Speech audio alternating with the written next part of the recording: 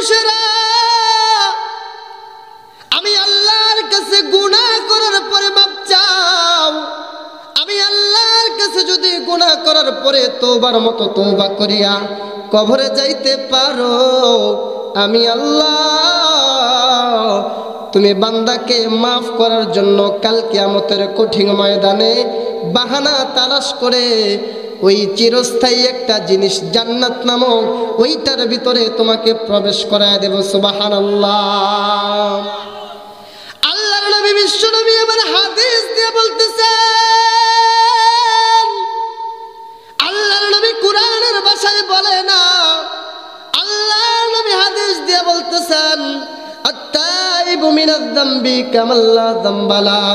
গুনাহগার ব্যক্তি যদি আমি আল্লাহর কাছে মাপ চায়, ওই ব্যক্তিটা আমি আল্লাহর কাছে মাপ চাওয়ার পরে আল্লাহ যদি তওবা কবুল করিয়া ওই ব্যক্তিটাকে এমন ভাবে দুনিয়ার জমিনে পাঠায়, ওই ব্যক্তিটা যেরকম মার গর্ভ থেকে সন্তান ভূমিষ্ঠ হইয়া পৃথিবীর জমিনে আসে, ওই ব্যক্তিটা এইরকম ভূমিষ্ঠ নিষ্পাপ হইয়া তামাম পৃথিবীর জমিনের ভিতরে বসবাস করে। সুবহানাল্লাহ। এ বাপ ভাইরা, এ মাগুরা শ্রীপুর থানার বন্ধুরা, গুনাহ আপনার আমার হইছে, গুনাহ আপনার আমার হইছে। বুকে হাত দিয়া কেউ বলতে পারবো না আমার আপনার জিন্দেগির ভিতরে গুনাহ নাই, কিন্তু গুনাহ করছ কারণ কি? শয়তানের দোকায় পইরা, ওয়াসওয়াসায় পইরা। এখন যদি আল্লাহর কাছে প্রকৃত পক্ষের মাপ চাইতে পারো, আমার আল্লাহ তোমাকে মাফ করবে কেমনে? আর সাহাবায়ে কেরামের তওবা তো ছিল কেমন তওবা? আপনার আমার তওবা ওই রকম সাহাবায়ে কেরামের মতো তওবা যদি হইতে পারে, আল্লাহ বলেন ওই রকম গুনাহ তো তোমার আমার আমল নামায় হয় নাই। একটা সাহাবীর ইতিহাস আপনাদেরকে শোনাই। ওই সাহাবীটার আমল নামায় কেমন গুনাহ ছিল, ওই সাহাবীটা কেমন গুনাহ দুনিয়ার জমিনের ভিতরে করছিল। বাজান দিলটা নরম করিয়া অল্প একটু সময় বসেন, আমি অল্প সময়ে বয়ান শেষ করে দেব, আপনাদেরকে বহু লম্বা সময় কষ্ট দেব না রে বাবা। এ মুসলমান বন্ধুরা, খলিফাতুল মুসলিমিন আমিরুল মুমিনিন নাম ছিল হযরতে ওমর ফারুক রাদিয়াল্লাহু তাআলা আনহু। আল্লাহর নবীর সাহাবী ওমর রাদিয়াল্লাহু তাআলা আনহু একটা পাষাণ দিলের সাহাবী ছিলেন। তার চোখ দিয়ে কখনো কোনো সময় অজস্রে পানি পড়তো না। এই সাহাবীটা একদিন ফজর নামাজ শেষ করে হাঁটি হাঁটি পা পা করে নিজের গন্তব্যের দিকে আগাইতেছেন, নিজের বাড়ির দিকে আগাইতেছেন। এই মুহূর্তের ভিতরে আল্লাহর নবীজির সাহাবী হযরতে ওমর নজর করে তাকাইয়া দেখতেছেন আরেকটা সাহাবী কান্না করতেছেন, চোখের পানি ফালাইয়া সাহাবীটা কান্না করতেছেন। মাগুরার শ্রীপুরের বাইরা, ওই সাহাবীটার কান্না দেখে আল্লাহর নবীজির সাহাবী খলিফাতুল মুসলিমিন হযরতে ওমর চোখের পানি ঝরনার মতো ছাইরা দিছেন। ওমর তো ছিল কঠোর দিলওয়ালা সাহাবী, ওমরের চোখ দিয়া কখনো পানি পড়ে না। এই সাহাবী হযরতে ওমর ওই সাহাবীটার কান্না দেখা চোখের পানি ঝরনার মতো ছাইরা দিছে। এই মুহূর্তে ওমর রাদিয়াল্লাহু তাআলা আনহু ওই সাহাবীটার কাছে যাইয়া বলতেছেন, এ নওজোয়ান যুবক, কি হইছে? কেন তুমি কান্না করতেছ? কেন তুমি চোখের পানি ফালাইতেছ? ওই সেই সাহাবীটা শরীরে মাটি লাগাইয়া কান্না করতেছেন। যেই সাহাবীর কান্না দেখা ওমরের চোখ দিয়ে পানি চলে আসছে, ওই সাহাবীটা ডাক দিয়া বলেন, ওমর ভাই, আমার কান্নার কারণ আমি আপনার কাছে বলতে চাই না, যদি পারেন আপনি আমাকে একটু পয়গম্বরের নিকট নিয়ে যান। এই মুহূর্তের ভিতরে আল্লাহর নবীর সাহাবী হযরতে ওমর ওই সাহাবী সাহাবীটার হাত ধরিয়া বলতেছেন, তুমি পয়গম্বরের নিকট কেন যাইতে চাও? বলে, আমি পয়গম্বরের নিকট যাইয়া আমার কান্নার কারণটা আমি আমার নবীর কাছে বলবো, আমি আমার পয়গম্বরের কাছে বলবো। এই মুহূর্তে হযরত উমর ওই সাহাবীটার লইয়া রওনা হয়ে গেছেন পয়গম্বরের নিকট। এ বাবা, দিলটা নরম করো, দেখো সাহাবীর আমল নামায় কেমন গুনাহ ছিল, কেমন গুনাহ থাকার পরেও আমার আল্লাহর কাছে মাফ চায়। আমার আল্লাহ সাহাবীটাকে কেমন করে মাফ করে দেয়, ইতিহাসটা শোনাইয়া যায়। মাগুরার শ্রীপুরের বাপ ভাইরা, এই মুহূর্তে হযরত উমর নজর করে তাকাইয়া দেখতেছেন ওই সাহাবীটা চোখের পানি ঝরনার মতো ফলাইতেছেন, চোখের পানি ঝরনার মতো দুনিয়ার জমিনে পড়তেছে।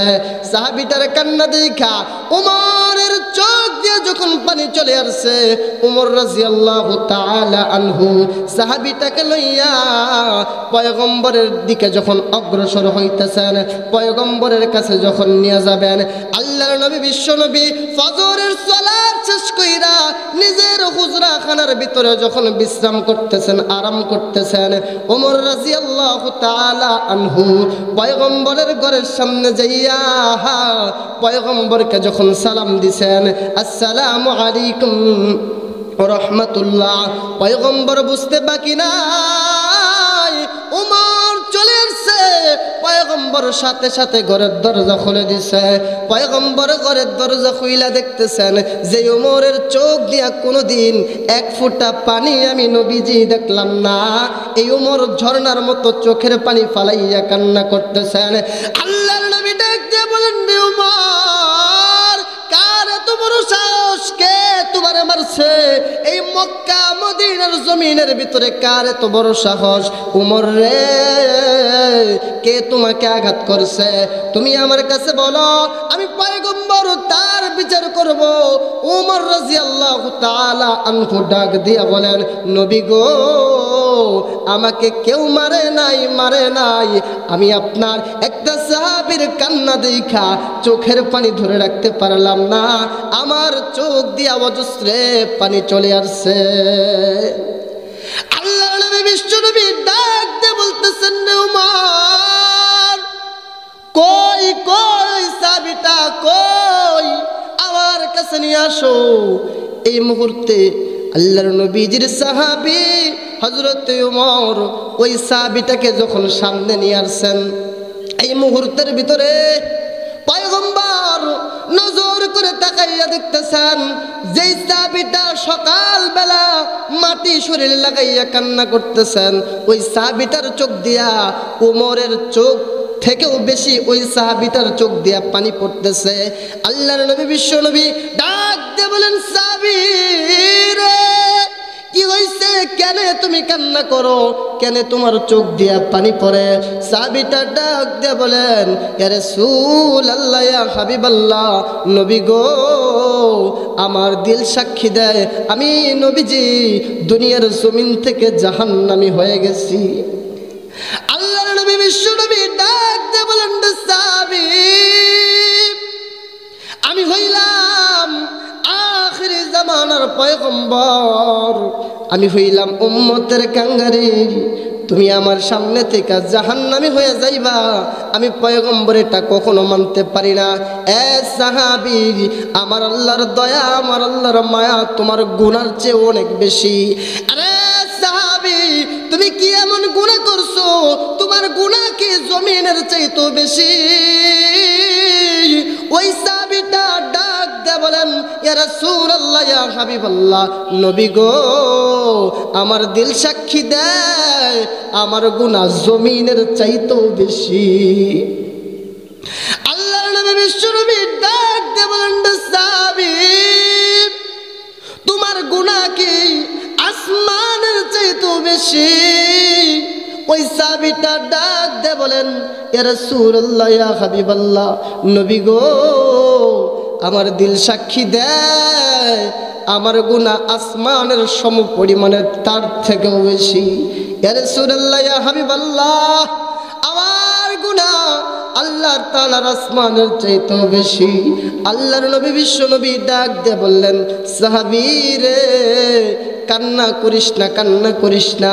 কি এমন গুনাহ করছো আমার কাছে বল, যেই গুনাহটা করার কারণে তুমি নিজে নিজেকে জাহান্নামী মনে করতেছো, আমার কাছে একটু বলো, আমি এই গুনাহটার দৃষ্টান্ত দিয়া যাব। বাবা এক ফোঁটা চোখের পানি ফালাবেন, আমি শেষ মুহূর্তে বয়ান অল্প কিছুক্ষণের ভিতরে শেষ করে দেব। দেখেন জাহান্নামের ভয়ে এক ফোঁটা চোখের পানি আজকের ময়দানে ফালাইতে পারেন কিনা। শ্রীপুর মাগুরার ভাইরা, আরে বন্ধু, কান্না করবে তারা, আল্লাহর ওলি হবে যারা, কান্না করবে তারা, আল্লাহর পেয়ারা বুজুর্গ বান্দা হবে যারা। আরে বন্ধু, কান্না ছাড়া দুনিয়াতে আখিরাতে তুমি বাঁচবা না। দুনিয়াতে যেই ব্যক্তিটা কান্না করতে পারে ওই ব্যক্তিটাই সফল। দুনিয়ার জমিন থেকে যেই ব্যক্তিটা এক ফোঁটা চোখের পানি ফালাইতে পারে ওই ব্যক্তিটাই দুনিয়ার জমিনের ভিতরে কামিয়াবি। এই মুহূর্তে আল্লাহর নবী ডাক দিয়ে বলতেছেন, আরে সাহাবী, কি হইছে, কি এমন গুনাহ করছো আমার কাছে বলো, যেই গুনাহটা করার কারণে তুমি নিজে নিজেকে জাহান্নামী মনে করতেছ, আমার কাছে একটু বলো, আমি এই গুনাহটার দৃষ্টান্ত তোমাকে দিয়া দেব। আল্লাহর কাছে তুমি এইভাবে মাপ চাইবা, আল্লাহর কাছে তুমি এইভাবে মাপ চাইবা। নওজোয়ান যুবকটা ডাক দিয়া বলে, নবী গো, আমি মদিনার একটা নওজোয়ান যুবক, এই মদিনার জমিনের ভিতরে, ইয়া রাসূলুল্লাহ, ইয়া হাবিবাল্লাহ, এতদিন শুনছেন মানুষ দুনিয়ার জমিন থেকে মারা যায়। নবী গো, মানুষ মারা যাওয়ার পরে কবর থেকে কাফন চুরি হয়ে যায়। ইয়া রাসূলুল্লাহ, ইয়া হাবিবাল্লাহ, এতদিন শুনছেন মানুষ মারা যাওয়ার পরে কবর থেকে কাফন চুরি হয়ে যায়। নবীজি, ওই কুখ্যাত কাফন চোর হইলাম আমি। ইয়া রাসূলুল্লাহ, ইয়া হাবিবাল্লাহ, এই মদিনার জমিনের ভিতরে মানুষ মারা যাওয়ার পরে তার আত্মীয় স্বজনেরা যখন সুন্দর করিয়া গোসল করাইয়া, কাফন পরাইয়া, জানাজা পরাইয়া কবরে রাইখা যার যার গন্তব্যে চলে যায়, নবীজি আমি আমার গন্তব্যে কোনোদিনও যাই না। গভীর রাতে যখন তার ভাই বোনেরা ঘুমায়, ইয়া রাসূলুল্লাহ, ইয়া হাবিবাল্লাহ, আমি ঘরের ভিতরে ঘুমাই না, কবরের পাশে যাইয়া বাঁশগুলো চাটাইগুলো সরাইয়া কবরের মাটিটা সরাইয়া, নবী গো, ওই কবরে নাইমা কাফন চুরি করি, এই কাফন আবার দুইয়া বাজারে বিক্রি করি, এইটা আমার নেশা, এইটা আমার পেশা। ইয়া রাসূলুল্লাহ, ইয়া হাবিবাল্লাহ, আজ থেকে 3 দিন আগের একটা ঘটনা। এই মদিনার জমিনের ভিতরে বহুদিন যাবত মানুষ মারা যায় না, বহুদিন যাবত মানুষ মারা যায় না, আমার ব্যবসা তেমন চলতেছে না। ইয়া রাসূলুল্লাহ, ইয়া হাবিবাল্লাহ, আমি হুট করে খবর পাইলাম এ মদিনার জমিনের ভিতরে অমুক গ্রামের ভিতরে সুন্দরী, রূপবতী, গুণবতী একটা মহিলা দুনিয়ার জমিন থেকে বিদায় হয়ে গেছে। হ্যাঁ ইয়া রাসূলুল্লাহ, আমি আর ঘরের ভিতরে থাকতে পারলাম না। নবী গো, আমি ঘরের ভিতরে থাকতে পারলাম না, আমি ওই মেয়েটার, মহিলাটার বাড়িতে চলে গেলাম। নবীজি মহিলাটার বাড়িতে যাইয়া আমি তার ভাইয়ের সাথে, তার বোনের সাথে, তার মায়ের সাথে, তার বন্ধুত্বর সাথে, সবার সাথে মেয়েটার লাশটাকে সুন্দর করিয়া গোসল করাইল, সুন্দর করিয়া কাফন পরাইয়া, সুন্দর করিয়া খাটিয়ার ভিতরে শুয়াইয়া, নবীজি সুন্দর করিয়া জানাজার পড়াইয়া, সুন্দর করিয়া জানাজার ভিতরে শরীক হইয়া, নবী গো, ওই মেয়েটার লাশটা যখন কবরে নিয়ে গেলাম, কবরের ভিতরে সুন্দর করিয়া নামাইলাম। ইয়া রাসূলুল্লাহ, ইয়া হাবিবাল্লাহ, ওই মেয়েটার লাশটা কবরে নামাইয়া, কবরের উপর বাঁশগুলো, চাটাইগুলো দিয়া, কবরের উপর মাটিগুলো দিয়া আমরা সবাই মেয়েটার জন্য দোয়া কইরা সবাই যার যার গন্তব্যে চলে গেলাম। ইয়া রাসূলুল্লাহ, মেয়েটার ভাই, মেয়েটার বোন, মেয়েটার মা বাবা সবাই সবার গন্তব্যে যখন চলে যায়, নবীজি আমি আমার গন্তব্যে যাই নাই, আমি আমার গন্তব্যে ফিরি নাই। গভীর রাত যখন হয়ে গেছে, নবীজি বনের হরিণী ঘুমায়, মাছ ঘুমায়, গাছের পাখিগুলো ঘুমায়। গভীর রাত্রে বেলা আমি মেয়েটার কবরের পাশে যাইয়া দাঁড়াইলাম। কবরের পাশে যাইয়া দাঁড়াইয়া নবীজি আমার নেশা তো কইল কাফন চুরি করা। আমি মেয়েটার কবরের পাশে যাইয়া দাঁড়াইয়া কবরের মাটিগুলো সরাইয়া, বাঁশগুলো সরাইয়া, চাটাইগুলো সরাইয়া মেয়েটার কবরের ভিতরে যখন নেমে পড়লাম, এই মুহূর্তের ভিতরে ইয়া রাসূলুল্লাহ, ইয়া হাবিবাল্লাহ, আমার প্রতিদিনের নেশার পেশা হইল কবরের ভিতরে কাফন চুরি করা। নবীজি আমি কবর থেকে কাফন চুরি করি, কখনো কোনো লাশের দিকে তাকাই না, কখনো কোনো লাশ আমি তাকাইয়া দেখি না। কাফন নিয়ে সাথে সাথে আমি উঠে চলে আসি। কিন্তু ইয়া রাসূলুল্লাহ, ইয়া হাবিবাল্লাহ, আমি যখন এই মেয়েটার কাফনগুলো যখন খুলতেছিলাম,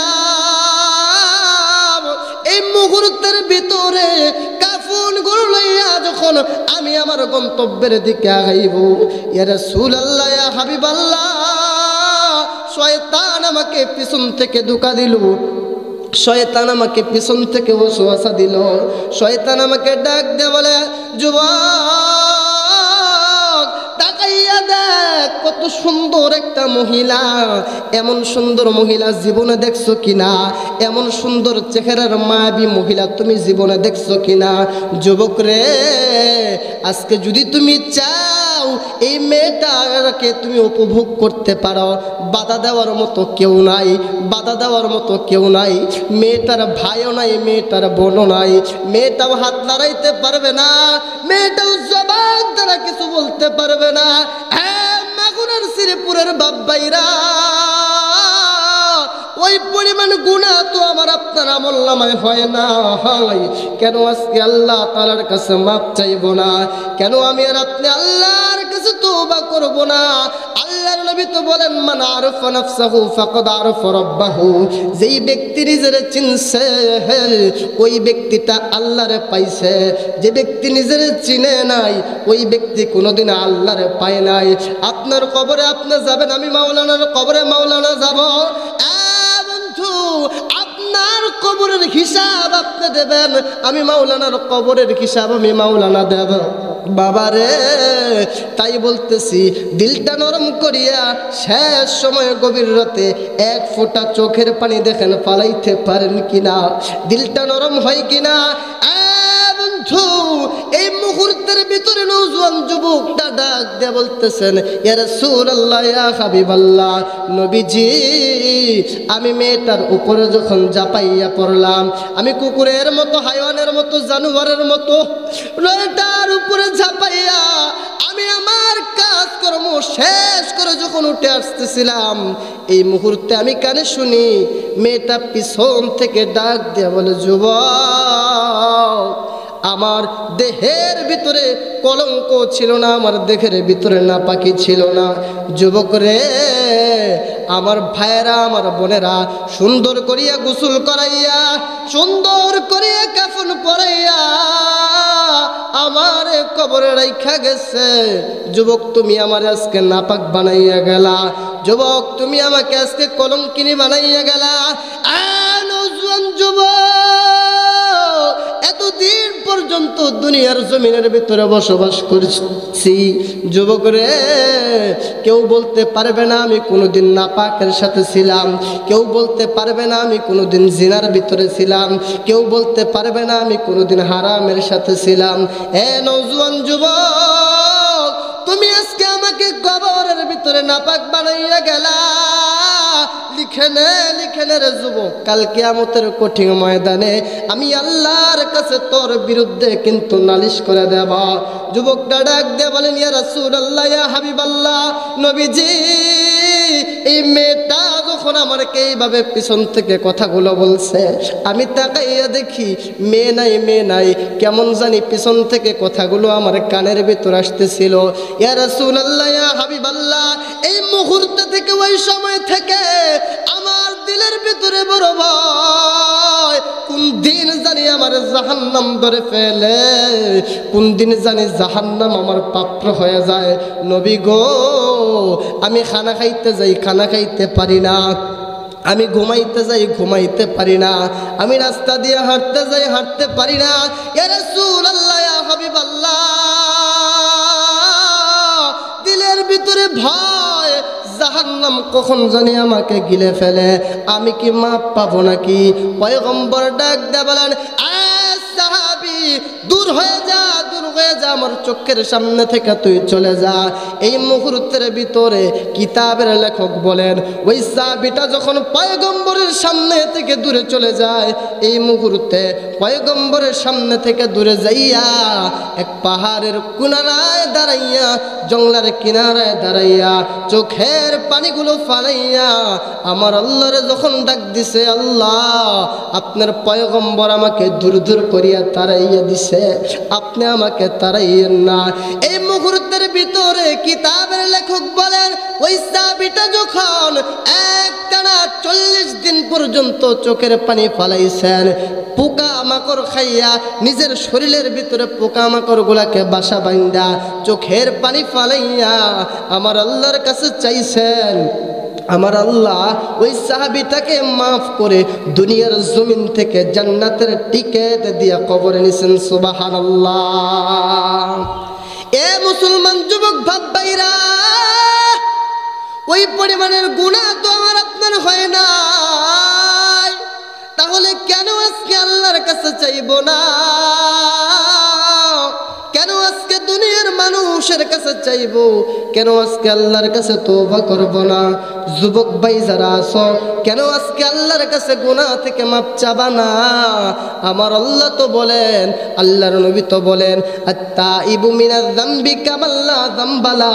গুনাহগার ব্যক্তি যদি আল্লাহর কাছে প্রকৃতপক্ষের খাঁটি দিলে তওবা করে, ওই গুনাহগার ব্যক্তিটা তওবা করার কারণে আল্লাহ নিষ্পাপ বানাইয়া দুনিয়ার জমিনের ভিতরে বসবাস করায়। সুবহানাল্লাহ। এ মুসলমান যুবক ভাইরা, বন্ধুরা আমার, এ মাগুরার শ্রীপুরের বাপ ভাইরা, কেন আজকে আল্লাহ তাআলার কাছে চোখের পানি ফেলাবেন না? কেন আপনি আর আমি গুনার দিকে অনুতপ্ত হইয়া আমার আল্লাহর কাছে মাপ চাইব না? কত পরিমাণের গুনাহ আপনি আর আমি দুনিয়ার জমিনের ভিতরে করে ফেলছি।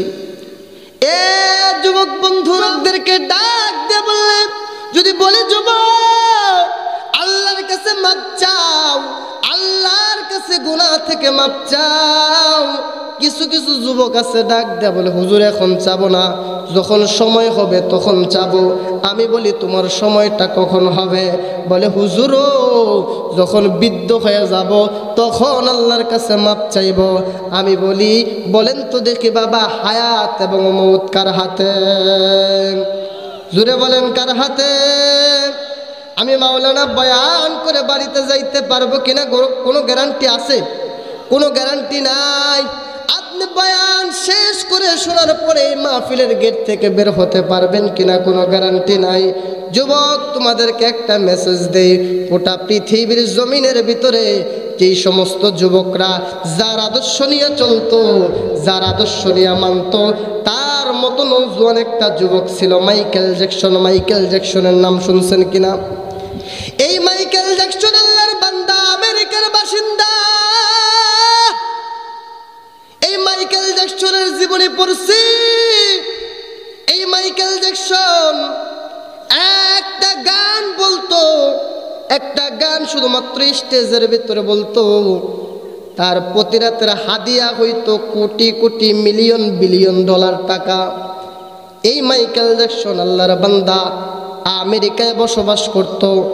নিজের স্বাস্থ্যের প্রতি এত সচেতন উনি ছিল, তার মাথা থেকে পা পর্যন্ত 20 জনের উপর ডক্টর প্রতিনিয়ত তাকে চেক করতে থাকতো। এক গ্লাস পানি খাওয়ার সময় শতবার চেক করে খাইতো। এক টুকরা ভাত খাওয়ার আগে এই মাইকেল জ্যাকসন হাজারো বার চেক করে খাইতো। কারণ কি? বাঁচতে হবে বলে কত বছর? বলে 150 বছর হায়াত মনে হয় ওর শ্বশুরের কিনা। কথা ঠিক কিনা বে ঠিক? বলে বাঁচতে হবে কত বছর? বলে 100 বছর। কিন্তু মাইকেল জ্যাকসন আল্লাহর বান্দা নওজোয়ান তোমাদের মতো যুবক এত কিছু করার পরেও 50 বছরও বাঁচতে পারে নাই। চাওয়ার পাওয়াটা কার? জোরে বলেন কার? আরে তুমি আর আমি তো মনে মনে কল্পনা করতেছি যৌবন আছে, বৃদ্ধ হব, তারপরে আল্লাহর কাছে মাপ চাইব। না, নওজোয়ান যুবক না। মাইকেল জ্যাকসনও তো চাইছিল, মাইকেল জ্যাকসনও তো কল্পনা করছিল 50 বছর হওয়ার আগেই দুনিয়ার জমিন থেকে বিদায় হয়ে গেছে। এই মাইকেল জ্যাকসনের একটা অ্যাসিস্ট্যান্ট ছিল, তার নাম হচ্ছে আব্দুল ওয়াহাব। পাকিস্তানের নওজোয়ান তাকড়া যুবক সাজ্জা মুসলমান আব্দুল ওয়াহাব আল্লাহর কি চাওয়া পাওয়া। স্যার বস হচ্ছে খ্রিস্টান ইহুদি, আর অ্যাসিস্ট্যান্ট হচ্ছে সাজ্জা মুসলমানের বাচ্চা। আমার মাগুরের শ্রীপুরের বাপ ভাইরা, এই মাইকেল জ্যাকসন নওজোয়ান যুবক একদিন রাত্রেবেলা গান শেষ করে, কনসার্ট শেষ করে নিজের বাসায় যায় নাই। গ্রামের বাড়িতে মানুষের ঘর বাড়ি থাকে না, এরকম গ্রামের বাড়িতে তার একটা বাংলো বাড়ি ছিল। এই বাংলো বাড়িতে রাত্রেবেলা অবস্থান করতেছে। এই মুহূর্তের ভিতরে মাইকেল জ্যাকসনের অনেক রাত হয়ে গেছে, কারণ কনসার্ট শেষ করে আসছে, গান শেষ করে আসছে। সাধারণত দেখবেন ইহুদি খ্রিস্টান নাসারাদের রাতের বেলা মদ গাঁজা ইয়াবা না খাইলে কিন্তু সাধারণত তাদের ঘুম হয় না। কথা ঠিক কিনা বে ঠিক? এটাই তো সত্য, এটাই তো বাস্তব। মানুষের উপর জুলুম করবা, মানুষের উপর নির্যাতন করবা, অত্যাচার করবা, আরামে ঘুমাইতে পারবা না। এবার মাইকেল জ্যাকসন নওজোয়ান যুবক রাতের বেলা মদ ইয়াবা গাঁজা খাইয়া রাতের বেলা ঘুমাইতো, এছাড়া তার ঘুম আসতো না। একদিন বাংলো বাড়িতে গভীর রাতে ঘুমাইতে গেছে, ঘুম কিন্তু চোখের ভিতরে আসে না। আশেপাশে বড় গানের আড্ডা, বড় গানের সাউন্ড তার কানের ভিতরে আসতেছে। এই মুহূর্তে মাইকেল জ্যাকসন নওজোয়ান যুবক আল্লাহর বান্দা নজর করে তাকাইলে শুনতেছেন পাশের ঘরের দরজা ভেদ করে একটা কান্নার আওয়াজ। মাইকেল জ্যাকসন অবাক হয়ে গেছেন, কি ব্যাপার? এই জায়গায় কান্নার কোনো সিস্টেম নাই, কে কান্না করতেছে, কে কান্না করতেছে? এই মুহূর্তে মাইকেল জ্যাকসন তাকাইয়া দেখতেছেন আমার আশেপাশে তো কেউ থাকে না, একমাত্র আমার অ্যাসিস্ট্যান্ট ছাড়া।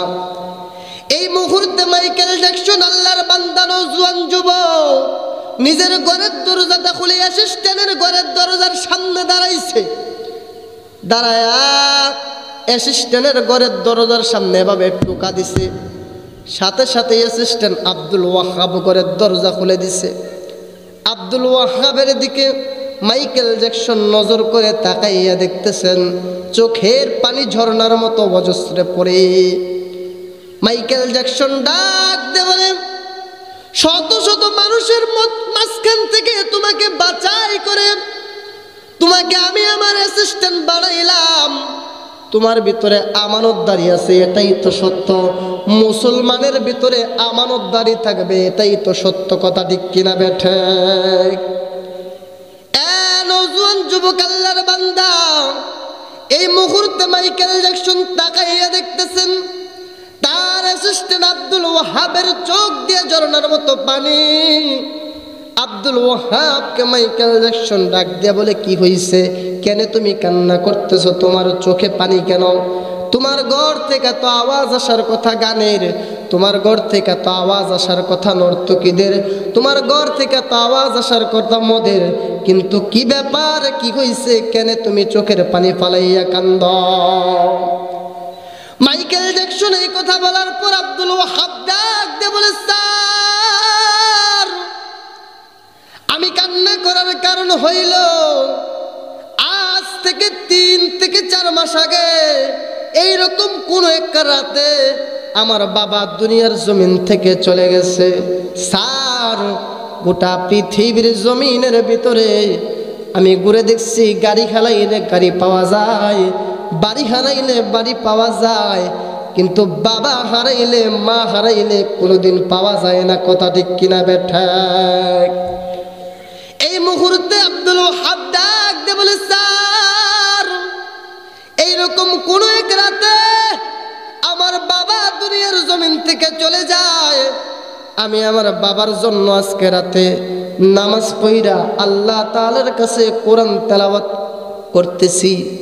মাইকেল জ্যাকসন ডাক দিয়া বলে, মুসলমানদের সবচেয়ে বড় গ্রন্থের নাম নাকি কোরআন। আমি শুনছি এই কোরআন নাকি তোমাদের কলিজার চেয়েও বেশি দামি, কথা ঠিক কিনা বে ঠিক? এই কোরআন নাকি তোমরা নিজের কলিজা দিয়া মন দিয়া মোহাব্বত করো। এই কোরআন এটা কেমন হালুয়া, আমাকে একটু পড়াও, আমাকে একটু শোনাও। এই মুহূর্তের ভিতরে আব্দুল ওয়াহাব ডাক দিয়ে বলে, স্যার আপনি তো নাপাক, এই নাপাক অবস্থায় কোরআন ধরাও যায় না, নাপাক অবস্থায় কোরআনটা ছোঁয়াও যায় না। এই মুহূর্তের ভিতরে মাইকেল জ্যাকসন নওজোয়ান যুবক আল্লাহর বান্দাকে আব্দুল ওয়াহাব নিজে ওযু কইরা নিজে ওযু করাইয়া সুন্দর করিয়া কুরআনুল কারীমের সামনে নিয়ে আসছেন। সুবহানাল্লাহ। এইবার মাইকেল জ্যাকসন নওজোয়ান যুবকের সামনে কোরআন তেলাওয়াত করা হবে, যে কিনা গোটা দুনিয়ার জমিনের ভিতরে যুবকদের আইডল। এই মাইকেল জ্যাকসনের সামনে কোরআন তেলাওয়াত করবেন তার অ্যাসিস্ট্যান্ট আব্দুল ওয়াহাব। আল্লাহর বান্দা নওজোয়ান যুবক মাইকেল জ্যাকসন নজর করে তাকাইয়া দেখতেছেন আব্দুল ওয়াহাব কোরআনের পাতাগুলো এইভাবে উল্টায়। কোরআন থেকে আব্দুল ওয়াহাব তেলাওয়াত শুরু করে দিয়েছেন। কি তেলাওয়াত? বিসমিল্লাহির রহমানির রহিম। সূরা ইয়াসিনের কিছু অংশ তেলাওয়াত শুরু করে দিয়েছে। সূরা ইয়াসিন শেষ। এই মুহূর্তে আব্দুল ওয়াহাব তাকাইয়া দেখতেছেন মাইকেল জ্যাকসনের শরীরে কেমন জানি একটা ঝিমুনি চলে আসছে, কেমন জানি ঘুম ঘুম মনে হচ্ছে। মাঝে মাঝে মাথা এরকম নিচের দিকে দিয়ে ঘুমাইয়া পড়ে আসে না? কোরআন তেলাওয়াত যখন দেখবেন কোনো মাদ্রাসার তালেবে ইলম যদি করে, আপনি যদি পাশে বৈশা দিলের কানটা লাগাইয়া শুনেন, দেখবেন হয় না? এরকম হয় না? এই মুহূর্তে মাইকেল জ্যাকসন দেখতেছেন আব্দুল ওয়াহাব কোরআন তেলাওয়াত করার পরে মাইকেল জ্যাকসন মাথা নিচের দিকে দিয়া কেমন জানি ডুলতেছেন। আব্দুল ওয়াহাব হুট করে কোরআন তেলাওয়াত বন্ধ করে দিছে। মাইকেল জ্যাকসন ডাক দিয়ে কয়, কিও বন্ধ করলাকে?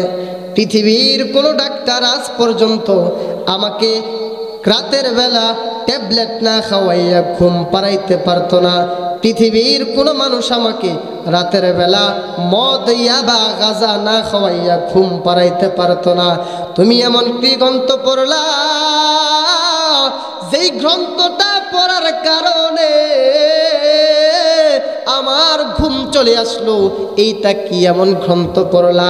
শুনতে তো বড় ভালোই লাগতেছে, আর একটু তেলাওয়াত করো, তেলাওয়াত বন্ধ করিও না। আব্দুল ওয়াহাব আরো তেলাওয়াত শুরু করে দিছে, কোরআনের মাঝখান থেকে পড়তেছে। এই মুহূর্তের ভিতরে মসজিদ থেকে মুয়াজ্জিনের কণ্ঠে আযান। আমেরিকাও তো মসজিদ আছে, আছে না বাবা? কথা বলেন, আছে না? ওইখানেও তো নামাজ হয়, ওইখানেও তো কোরআন তেলাওয়াত হয়। আমাদের বাংলাদেশেও তো মসজিদ আছে, বলেন কথা ঠিক কিনা বে ঠিক? ঘুমের ঘরের ভিতরে মা এমনও আছে, বাবা যদি বলে সন্তানটারে নিয়ে ফজরের জামাতে চলে যাব, মা ডাক দিয়ে বলে, না আমার ছেলেটার ঠান্ডা লাগবে, যাওয়ার কোনো দরকার নাই, কথা ঠিক কিনা বে ঠিক? আবার দেখবেন এই ছেলেটা যখন বয়সে বড় হয়ে যায়, গভীর রাতে মা এই ছেলেটার বিরুদ্ধে আল্লাহর কাছে নালিশ করে, কথা ঠিক কিনা বেঠে? জোরে কথা বলেন, ঠিক কিনা বে ঠিক? আল্লাহর কাছে কিন্তু সন্তানের ব্যাপারে আবার নালিশ করে। এ মুসলমান, তোমার কালচার দেখলে আজকে মনে হয় ইহুদি খ্রিস্টানের কালচার তোমার চেয়ে অনেক বেশি ভালো, কথা ঠিক কিনা? কারণ ইহুদি খ্রিস্টান তো দাঁড়াইয়া প্রস্তাব করবে, এটা তাদের কর্তব্য দায়িত্ব। তুমি মুসলমান, প্যান্টের চেন কইলে তুমি দাঁড়ায় প্রস্তাব করে, কথা ঠিক কিনা? এইটা তো নবীজির আদর্শ না। নবীজির আদর্শে যদি তুমি নিজের জীবনটারে আদর্শে রাঙাইতে পারো, তোমার জীবনটাই তো কামিয়াব। কথা ঠিক কিনা বেঠে?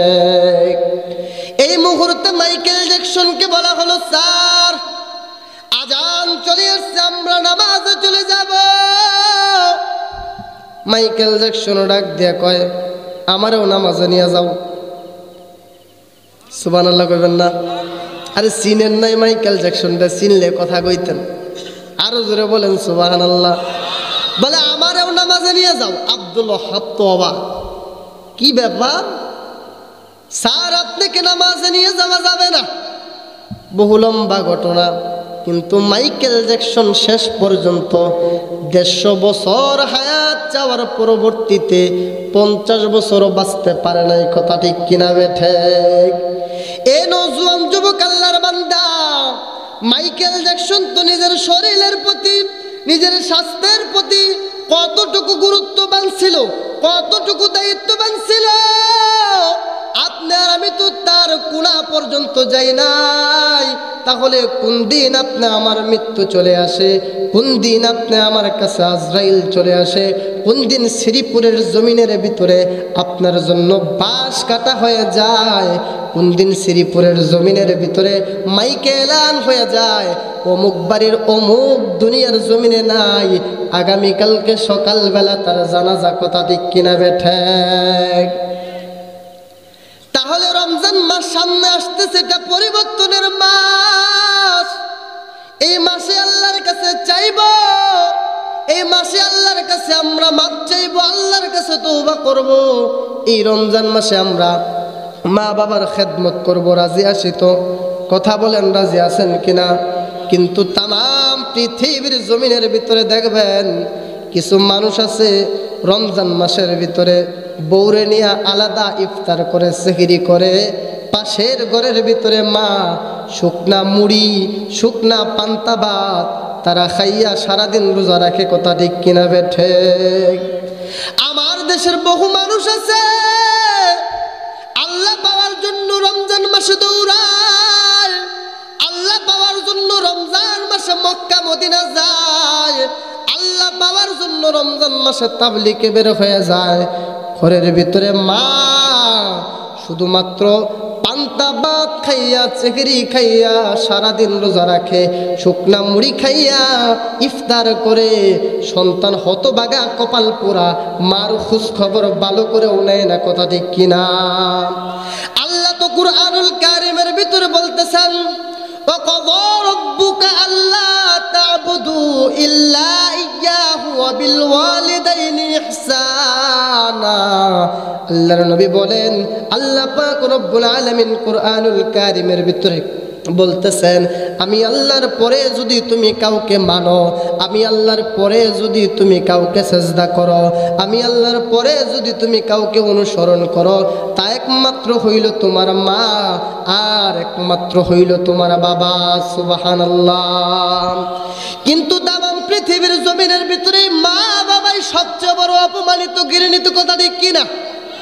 আবার আল্লাহর নবী হাদিসের ভিতরে বলেন, আল জান্নাতু তাহতা আকদামিল উম্মাহাত।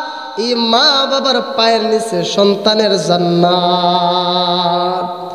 এ মুসলমান, এ মা বাবার খেদমত করবেন তো? কথা বলেন, করবেন তো? এ বাব্বাইরা, এ মা বাবার কাছ থেকে দোয়া নিলে কেমন লাভ? ছোট্ট একটা ঘটনা বলে বিদায় নিয়ে চলে যাব। মা বাবার কাছ থেকে বরদোয়া নিলে কেমন ক্ষতি, ওইটাও বলে দুনিয়ার জমিন থেকে। মা বাবা যাদের চলে গেছে, যারা কিনা মা বাবার কাছ থেকে বরদোয়া নিছেন, তাদের কপাল কেমনে পুড়ে গেছে একটু শোনাই। আল্লাহর নবীজির সাহাবী খলিফাতুল মুসলিমিন আমিরুল মুমিনিন হযরত উমর ফারুক রাদিয়াল্লাহু তাআলা আনহু হইতে হাদিস বর্ণিত, আল্লাহর নবীজির সামনে একটা সাহাবী এসে প্রশ্ন করে ডাক দিয়ে বলতেছেন, ইয়া রাসূলুল্লাহ, ইয়া হাবিবাল্লাহ, নবীজি, আমি যুদ্ধের ময়দানে যেতে চাই, আপনি আমাকে যুদ্ধের ময়দানে নিয়ে চলুন। এই মুহূর্তের ভিতরে আল্লাহর নবী, বিশ্ব নবী ডাক দিয়ে বলে, সাহাবী, তোমার ঘরের ভিতরে মা আসেনি, সাহাবীটা ডাক দিয়ে বলেন, ইয়া রাসূলুল্লাহ, ইয়া হাবিবাল্লাহ, নবী গো, আমার ঘরের ভিতরে মা আছে, আমার ঘরের ভিতরে বাবা আছে। আল্লাহর নবী বিশ্ব নবী ডাক দিয়ে বলেন, সাহাবী, তাহলে তুমি তোমার মা বাবার মধ্যে খেদমত করো, তুমি তোমার মা বাবার মধ্যে জিহাদ করো। তুমি যুদ্ধের ময়দানে যাওয়ার চাইতেও বেশি নাকি তোমার মা বাবার খেদমতের দ্বারা হাসিল করবা। সুবহানাল্লাহ। সাহাবীটা ডাক দিয়ে বলতেছেন, ইয়া রাসূলুল্লাহ, ইয়া হাবিবাল্লাহ, আমি কার খেদমত বেশি করব? আল্লাহর নবী বললেন, তোমার আমার। এবার সাহাবীটা ডাক দিয়ে বলতেছেন, ইয়া রাসূলুল্লাহ, দ্বিতীয়বার কার খেদমত বেশি করব? আল্লাহর নবী বললেন, তোমার আমার। সাহাবীটা ডাক দিয়ে বলেন, ইয়া রাসূলুল্লাহ, তৃতীয়বার কার খেদমত বেশি করব? আল্লাহর নবী বললেন, তোমার আমার। সাহাবীটা ডাক দিয়ে বলতেছেন, ইয়া রাসূলুল্লাহ, ইয়া হাবিবাল্লাহ, নবী গো, আমি চতুর্থবার কার খেদমতটা বেশি করব? আল্লাহর নবী বিশ্ব নবী ডাক দিয়ে বলেন, সাহাবী, চতুর্থবার তুমি তোমার খেদমত করবা বাবার। মাগুরার শ্রীপুরের বাব্বাইরা, আল্লাহর নবী বিশ্ব নবী কেন এ জায়গায় তিনবার মার কথা বললেন? কেন এ জায়গায় আল্লাহর নবী বিশ্ব নবী একবার বাবার কথা বললেন, আল্লাহর নবী বিশ্ব নবী তিনবার মার কথা বলার কারণ হইল, তাম পৃথিবীর জমিনে আপনি আমার মা তিন জায়গায় যেই পরিমাণ কষ্ট করে, এই পরিমাণ কষ্টটা তাম পৃথিবীর কেউ কোনোদিন করতে পারবে না। কথা ঠিক কিনা বেঠে?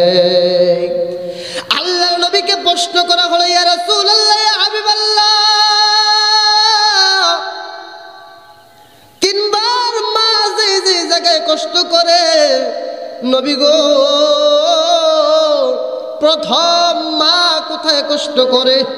আল্লাহ নবী বিশ্ব নবী ডাক দিয়ে বললেন, সাহাবী, প্রথম তোমার আমার মা যেই জায়গায় বেশি কষ্ট করে, যেই দিন আপনি আব্দুল্লাহ দুনিয়ার জমিনে আসবেন, আপনি আব্দুর রহিম দুনিয়ার জমিনে আসবেন, আপনি জাফর মিয়া দুনিয়ার জমিনের ভিতরে আসবেন, আপনি জাকারিয়া মিয়া দুনিয়ার জমিনের ভিতরে আসবেন, ওই দিন আপনি আমার মা তাম পৃথিবীর জমিনের ভিতরে যেই পরিমাণের কষ্ট করে, আল্লাহর নবী বলেন, এই কষ্টটা তাম পৃথিবীর কোনো মানুষ কোনোদিন অনুভব করতে পারবে না। কথা ঠিক কিনা বেঠি? এবার প্রশ্ন করা হলো, ইয়া রাসূলুল্লাহ, ইয়া হাবিবাল্লাহ, নবীজি, দ্বিতীয় নাম্বার আপনি আমার মা কোথায় কষ্ট করে?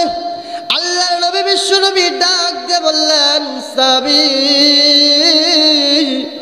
দ্বিতীয় নম্বর আপনি আমার মা যে জায়গায় কষ্ট করে, আপনি আব্দুর রহিম আপনার মার পেটের ভিতরে আছেন, আমি আব্দুল্লাহ আমার মার পেটের ভিতরে আছি।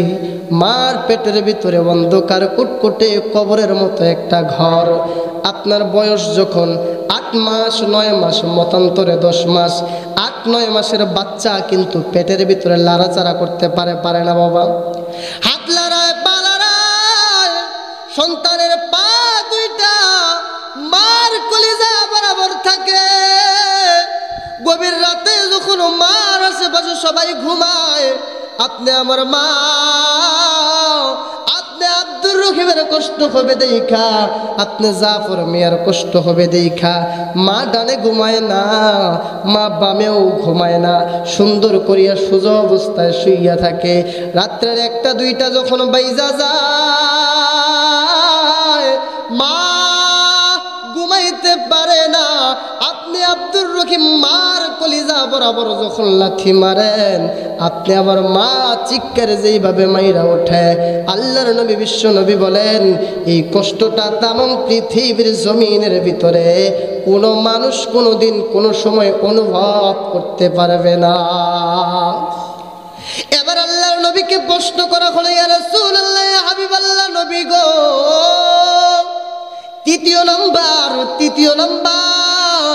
তৃতীয় নাম্বার মা কোথায় কষ্ট করে?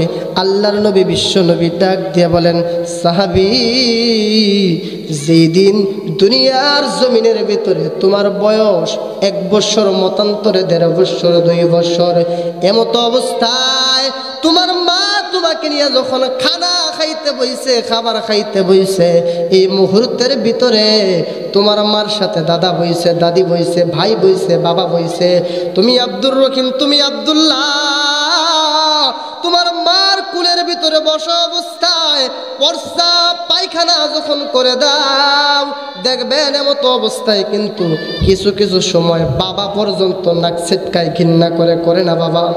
বলে কিছু কিছু মানুষ কয় এখনই প্রস্রাব করার সময় হইল, পায়খানা করার সময় হইল, আর কোনো সময় পাইল না। কিন্তু আপনি আমার মা তাকাইয়া দেখবেন কোনোদিন ধমক দিয়া বলে না, বেটা রে এখনই তোর পায়খানা প্রস্রাব করার সময় হইল, থাপ্পড় দিয়া কোনোদিন কোনো রকমের কথা বলে না। ওই খাবারটা প্লেটটা এক পাশে রাইখা আপনি আমার মা সুন্দর করিয়া পরিষ্কার করে আল্লাহ নবী বিশ্ব নবী ডাক দিয়ে বলেন, এই কষ্টটা তামাম পৃথিবীর জমিনের ভিতরে কেউ কোনোদিন অনুভব করতে পারবে না। মায়ের দোয়া কেমন করে সন্তানের জন্য কাজে লাগে বাবা, দিলটা নরম করিয়া বসেন। আমি আবার একটু শোনাইয়া যাই, এক ফোঁটা চোখের পানি এখন দেখেন ফালাইতে পারেন কিনা, শেষ সময় আমি দেখব কার চোখ দিয়ে এক ফোঁটা চোখের পানি ফালাইবা। আল্লাহর নবীজির একটা সাহাবীর ইতিহাস তোমাদেরকে শোনাইলাম, এবার তোমাদেরকে শোনাই মার দোয়ার বরকত আল্লাহ তাআলার কাছে কেমন করে লাগে। আল্লাহর একজন পয়গম্বর ছিলেন, নাম ছিল মুসা কালিমুল্লাহ। মুসা নবীর নাম শুনছেন তো আপনারা? কথা বলেন, শুনছেন তো? মুসা নবী তো ছিল কালিমুল্লাহ, যিনি আল্লাহর সাথে কথা বলতে পারতো। মুসা নবী আল্লাহর সাথে সরাসরি কথা বলতো। মুসা নবী তো ছিলেন কালিমুল্লাহ। কালিমুল্লাহ শব্দের অর্থ হচ্ছে যিনি আল্লাহর সাথে সরাসরি কথা বলতে পারে। মুসা নবী তো ছিলেন কালিমুল্লাহ, তুর পাহাড়ে যাইয়া আল্লাহর সাথে কথা বলতো। একদিন কথা বলতে বলতে আল্লাহকে ডাক দিয়ে বলেন, আল্লাহ আপনি তো আমাকে জান্নাতে দিবেন, আমি তো জান্নাতি হব। আল্লাহ গো, ওই জান্নাতের ভিতরে আমি মুসা কার সাথে থাকবো? ওই লোকটাকে আমাকে একটু দেখান, আমি ওই লোকটাকে একটু দেখতে চাই। আল্লাহ পাক রব্বুল আলামিন ডাক দিয়ে বলে, মুসা ওই জান্নাতের ভিতরে তুমি একটা কসাইয়ের সাথে থাকবা। সুবহানাল্লাহ নাই? জোরে বলেন, আরো জোরে বলেন সুবহানাল্লাহ, আরো জোরে বলেন সুবহানাল্লাহ। আল্লাহ কিন্তু এই জায়গায় হুজুরের কথা বললেন না, আল্লাহ কিন্তু এই জায়গায় পীরের কথা বললেন না, আল্লাহ এই জায়গায় একটা কসাইয়ের কথা বললেন। পয়গম্বর মুসা ডাক দিয়া বলেন, আল্লাহ আপনি আর লোক খুঁজে পাইলেন না, একটা কসাইয়ের কথা বলতেছেন।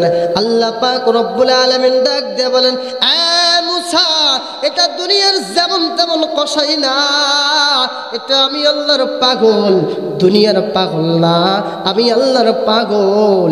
এইটা তোমার সাথে জান্নাতের ভিতরে থাকবে। এই মাগুরার শ্রীপুরের বাপ ভাইরা, এই মুহূর্তের ভিতরে আল্লাহ নবী পয়গম্বরে মুসা ডাক দিয়ে বলেন, আল্লাহ ওই কসাইটার সাথে আমাকে আপনি একটু সাক্ষাৎ করায় দেন, আমি ওই কসাইটাকে একটু দেখতে চাই। আল্লাহ পাক রব্বুল আলামিন ডাক দিয়ে বলেন, মুসা রে অমুক এলাকার ভিতরে অমুক বাজারের ভিতরে যাইয়া দেখবা একটা লোক সুন্দর করিয়া গোশত বিক্রি করতেছে। ওই লোকটা তোমার সাথে জান্নাতের ভিতরে থাকবে, তোমার সাথে জান্নাতের ভিতরে ঘুমাবে, তোমার সাথে জান্নাতের ভিতরে খানা খাবে। আল্লাহর নবী পয়গম্বরে মুসা দৌড় মেরে বাজারের ভিতরে যায়। বাজারের ভিতরে যাইয়া অমুক বাজারের ভিতরে নজর করে তাকাইয়া দেখতেছেন একটা কসাই সুন্দর করিয়া গোশত বিক্রি করে, মাপে কোনো সময় কম দেয় না, ওজনে কোনো সময় কম দেয় না। এই মুহূর্তের ভিতরে পয়গম্বরে মুসা নজর করে তাকাইয়া দেখতেছেন কসাইটা বড় ভালো মনের মানুষ। গোশত যখন বিক্রি শেষ, অল্প একটু গোশত কসাইটা নিজের পোটলার ভিতরে, নিজের গামছার ভিতরে সুন্দর করিয়া বাঁধা, নিজের গামছার ভিতরে সুন্দর করিয়া প্যাকেট করে নিজের বাড়ির গন্তব্যে যখন রওনা হয়ে গেছেন, নিজের বাড়ির উদ্দেশ্যে যখন রওনা হয়ে গেছেন, এই মুহূর্তে কসাইটা যখন নিজের বাড়ির দিকে আগাইতেছেন, পয়গম্বর মুসা আলাইহিস সালাতু ওয়াস সালাম কসাইটাকে ডাক দিয়ে বলেন, এ কসাই ভাই, আমি আপনার বাড়ির মেহমান হতে চাই। এবার কসাইটা জামানার নবী পয়গম্বর মূসার নাম শুনছে কিন্তু মূসা নবীকে দেখে নাই। এ বন্ধুরা, এই মুহূর্তের ভিতরে কসাইটা ডাক দিয়ে বলে, ও প্রতীক ভাই, আমি আপনাকে রাস্তায় কিভাবে মেহমানদারি করাবো? আপনি আমার বাড়িতে চলুন, আমি আপনাকে আমার বাড়িতে মেহমানদারি করাইব। এই মুহূর্তের ভিতরে কসাইটা যখন সামনের দিকে আগায়, আল্লাহ নবী পয়গম্বরে মূসা কসাইটার পিছনে পিছনে হাঁটি হাঁটি পা পা করে যখন আগাইতেছেন, এক পর্যায়ে কসাইটার বাড়ির কাছে যাইয়া পয়গম্বরে মূসা নজর করে তাকাইয়া দেখলেন ভাঙা ঘরের ভিতরে এলোমেলো অবস্থায় একটা মহিলা ঘরের ভিতরে শুয়ে আছে। পয়গম্বর মূসাকে কসাইটা বারান্দায় বসতে দিয়া ওই কসাই লোকটা ওই যে এলোমেলো অবস্থায় একটা মহিলা, ওই মহিলাটাকে সুন্দর করিয়া গোসল করাইয়া, নতুন জামা পরাইয়া, নতুন কাপড় পরাইয়া, ওই যে অল্প একটু গুস্ত আনছিল এই গুস্তটুকু পাক কইরা, গুস্তটুকু সুন্দর করিয়া রান্না করিয়া কসাই লোকটা তার মার সামনে নিয়া তার কোমল হাত দিয়া যখন বলতেছে, মা আপনি খাবার খান, তার মা গুস্তগুলো ছিঁড়ে ছিঁড়ে খাইতেছে আর গুনগুন গুনগুন করে কি যেন আল্লাহ তাআলার কাছে বলতেছে। এই মুহূর্তের ভিতরে কসাই লোকটা ডাক দিয়ে বলে, প্রতীক ভাই, আমি আপনাকে কষ্ট দিয়ে দিলাম, আমি আপনার কাছে মাপ চাই, আমি আপনাকে কষ্ট দিয়ে দিলাম, আপনি অনেকক্ষণ যাবত ঘরের বাহিরে বসে আছেন, আমি আপনাকে কষ্ট দিয়ে দিলাম। আল্লাহর নবী পয়গম্বরে মূসা ডাক দে বলে, কসাই রে, ওই যে ঘরের ভিতরে এলোমেলো অবস্থায় একটা মানুষ দেখলাম, এলোমেলো অবস্থায় একটা মহিলাকে দেখলাম, এই মহিলাটাকে, এই মহিলাটাকে হয় কি হয় তোমার? কসাই লোকটা ডাক দিয়ে বলেন, প্রতীক ভাই, এলোমেলো অবস্থায় যে মহিলাটা দেখলেন এই মহিলাটা আর কেউ না, এই মহিলাটা হইতেছে আমার জনম দুঃখী মা। পয়গম্বরে মূসা ডাক দে বলে, কসাই, আমি নজর করে দেখাইয়া দেখলাম তুমি তোমার মাকে যখন খাবার খাওয়াইতেছিলা, তোমার মা গুনগুন করে কি যেন দোয়া করতেছিল, কি যেন বলতেছিল। কসাই রে, তোমার মা তোমার কাছে কি বলতেছিল, কি এমন বলতেছিল? কসাই লোকটা ডাক দিয়ে বলেন, প্রতীক ভাই, আমি আমার মাকে প্রতি রাতে এইভাবে খাবার খাওয়াই, আমার মা প্রতি রাতে এইভাবে আল্লাহ তাআলার কাছে দোয়া করে, আল্লাহ, তাম পৃথিবীর জমিনের ভিতরে আমার ছেলেটার কেউ নাই, তুমি একমাত্র আল্লাহ ছাড়া। আল্লাহ গো, আমার ছেলেকে আমি কিছুই দিতে পারলাম না, আমার ছেলেকে আমি কিছুই দিয়া যাইতে পারলাম না, তবে আল্লাহ কোথায় জামানার নবী পয়গম্বরে মূসা আর কোথায় কিনা আমি ছোট্ট একটা নগণ্য কসাই। পয়গম্বরে মূসা চোখের পানি ফেলাইয়া ডাক দিয়ে বলে, কসাই, আমার আল্লাহ তোর মার দোয়া কবুল করছে, সুবহানাল্লাহ, আমার আল্লাহ তোর মার দোয়া কবুল করছে। আমি কইলাম জামানার নবী পয়গম্বরে মূসা, আমি দোয়া করে গেলাম, আমি বলে গেলাম কাল কিয়ামতের কঠিন ময়দানে ওই জান্নাতের ভিতরে তুমি কসাই, আমি মূসার সাথে থাকবা, সুবহানাল্লাহ। এজন্যই তো কবি বলেন, মায়ের দোয়া লও হে যুবক, মায়ের দোয়া লও, মায়ের দোয়া লও হে যুবক, মায়ের দোয়া লও। বলেন সবাই, বিপদে পড়বে না তুমি যখন যেথায় যাও, বিপদে পড়বে না তুমি যখন যেথায় যাও। বলেন, মায়ের দোয়া লও হে যুবক, মায়ের দোয়া লও, মায়ের দোয়া লও হে যুবক, মায়ের দোয়া লও। একটি গ্লাস ওই পানির ফলে আরে বাইজিদের কুলে তুলে, শুনছেন নি? একটি গ্লাস ওই পানির ফলে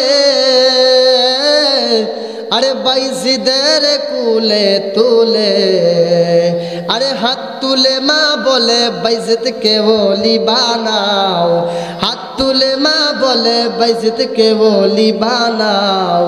মায়ের দোয়া লও হে যুবক, মায়ের দোয়া লও, মায়ের দোয়া লও হে যুবক, মায়ের দোয়া লও।